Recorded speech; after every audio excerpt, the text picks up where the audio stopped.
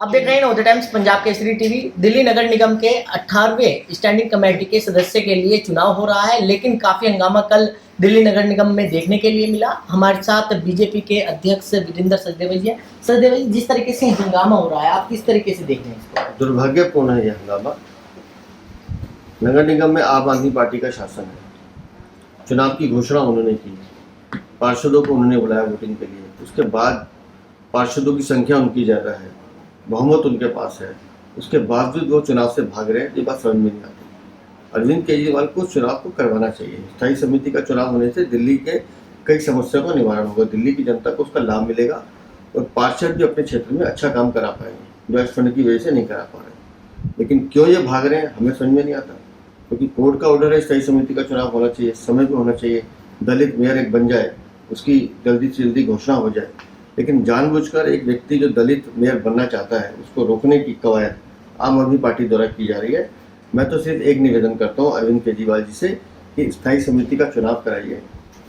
हो सकता है आपका पार्षद जीत जाए, हो सकता है बीजेपी का या कांग्रेस का जीत जाए, किसी भी पार्टी का जीत जाए, ये महत्वपूर्ण नहीं है, लेकिन लोकतंत्र जीतना चाहिए। लेकिन कल जब बैठक हुई तो स्थगित हो गई थी 5 अक्टूबर के लिए। 5 अक्टूबर को ये चुनाव होना था, लेकिन वो आम आदमी पार्टी आरोप लगा रही है कि बीजेपी को ऐसी क्या आन पड़ी है कि एलजी रात को 8:30 बजे आदेश देते हैं कि 10 बजे तक चुनाव कराया जाए। उन्होंने कहीं ना कहीं बीजेपी पर ये गंभीर आरोप लगाया। अगर आम आदमी पार्टी लोकतंत्र की हत्या करेगी, ये उनके घर की दाल है क्या? जब मर्जी बनाएंगे, जब जब डाल देंगे।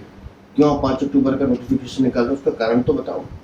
कल चुनाव जो नहीं कराया उसका कारण तो बताएं। तो दिल्ली केंद्र शासित राज्य है, दिल्ली में जो शक्तियाँ माननीय उपराज्यपाल जी के पास है, उसका भी तो कुछ पालन इनको करना पड़ेगा ना। अगर आप असंवैधानिक काम करोगे तो निस्संदेह माननीय उपराज्यपाल उसमें हस्तक्षेप करेंगे। अगर आप लोकतंत्र की हत्या करोगे तो निस्संदेह माननीय उपराज्यपाल उसमें हस्तक्षेप करेंगे।